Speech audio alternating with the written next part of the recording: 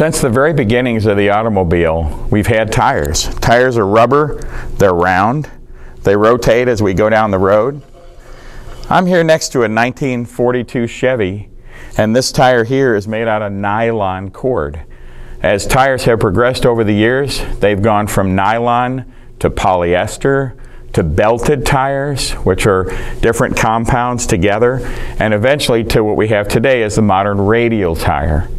Modern radial tire lasts a lot longer. In the old days, we might get 30, 40,000 miles if we were lucky. Now we sometimes get 80 or more thousand miles out of a radial tire. They're also safer, they're better to absorb shock, they run cooler, and are a much better choice for today's vehicles. The one thing we haven't been able to do until recently, though, is monitor tire pressure within the tire without actually physically sitting down with a tire gauge and measuring that pressure. Due to our busy schedules, many of us aren't very good at physically checking our tire pressures with a gauge. If the tires are low, a blowout can occur and can lead to an accident. In the 90s, work began on tire pressure monitoring systems that could electronically monitor the tires and advise the driver of a low tire pressure or even indicate tire pressures on the dash. In 2008, tire pressure monitoring systems were mandated by the U.S. government on all vehicles less than 10,000 GVW, gross vehicle weight. This led to a great decrease in tire-related accidents. The latest development that's being worked on are embedded tire sensors.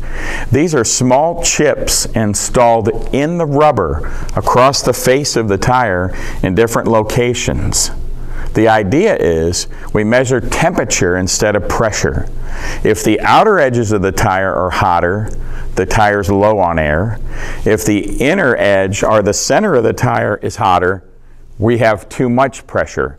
This might even lead to an indication of the need for a wheel alignment, because if the wheels are towed in too much, the two outer edges will be warmer than the rest of the tire, which may allow a display of "have your alignment checked" on the dash of the vehicle. This is being worked on by Goodyear and Michelin. This technology is similar to the chip that might be on a sensor in a coat when you leave a department store and a siren goes off because they accidentally forgot to remove it.